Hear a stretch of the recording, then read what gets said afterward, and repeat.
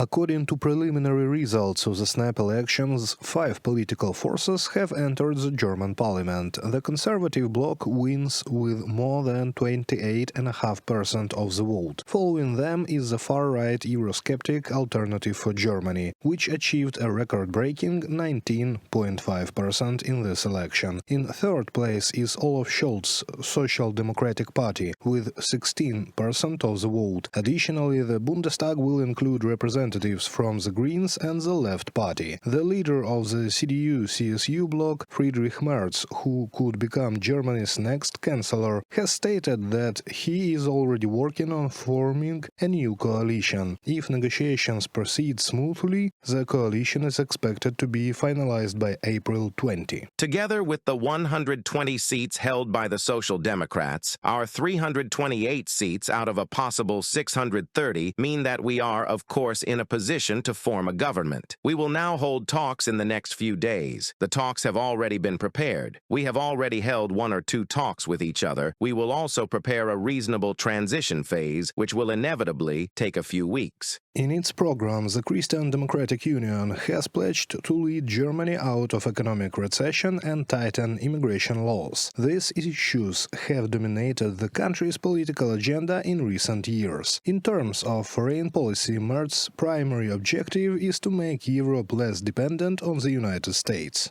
In response to statements made in Washington last week, it is clear that we Europeans must now be able to act very quickly and that we must also organize our own defense capability very quickly. This is an issue that has absolute priority in the coming weeks. We need to talk about this. I still hope that we can convince the Americans that it is in our mutual interest to continue to have good transatlantic relations. Germany has the largest economy in Europe, contributing approximately a quarter of the EU budget. Additionally, 18% of members of the European Parliament represent Germany. Many in Europe have high expectations for Friedrich Merz, as noted by the Minister of Foreign Affairs of the Netherlands. His statements also caught my attention, and they indicate that we are at the beginning of a historically new era. That means that we value transatlantic relations, but we have realistic expectations about what that means, and as Europeans, we will now have to organize ourselves. That is not necessarily the EU and the EU institutions. It is Europeans, including the British, including the Norwegians, and others who want to participate. We will have to organize ourselves to be able to meet the new challenge that Trump also presents to us. Throughout the election campaign, Washington remained cool toward the conservatives. The administrator of the White House Department of Government Efficiency, Elon Musk, publicly endorsed the far-right Alternative for Germany, calling it Germany's last spark of hope. Furthermore, during a speech at the Munich Security Conference, US Vice President J.D. Vance urged German parties to reconsider their agreement not to cooperate with AfD. At the same time, US President Donald Trump congratulated the CDU on its victory, calling it a great day for Germany. Looks like the Conservative Party in Germany has won the very big and highly anticipated election. Much like the USA, the people of Germany got tired of the no common sense agenda, especially on energy and immigration, that has prevailed for so many years. This is a great day for Germany and for the United States of America under the leadership of a gentleman named Donald J. Trump. Congratulations to all. Many more victories to follow. Donald Trump, President of the United States, on Truth Social. In contrast to the policies of the current Chancellor Olaf Scholz, CDU leader Friedrich Merz has vowed to take a tougher stance on Russia and increase support for Ukraine. Specifically, Merz has promised to begin supplying Ukraine with Taurus cruise missiles. Previously, he visited Kyiv and also met with Ukrainian President Volodymyr Zelensky at the Munich Security Conference, where they discussed defense cooperation. Zelensky also congratulated the CDU on its election victory. Congratulations to the CDU, CSU, and Friedrich Merz on their victory in the Bundestag elections. A clear voice from the voters, and we see how important this is for Europe. We look forward to continuing our joint efforts with Germany to protect lives, bring real peace to Ukraine, and strengthen Europe. Europe must be able to defend itself, develop its industries, and achieve necessary results. Europe needs collective success, and success will bring Europe even greater unity. Volodymyr Zelensky, President of Ukraine, on social network X. Analysts have described Germany's snap parliamentary elections as some of the most significant in the country's modern history. Voter turnout reached a record 82.5%, the highest since 1990. Reported by Serhiy Kulias, Andriy Dmytrenko, UATV News.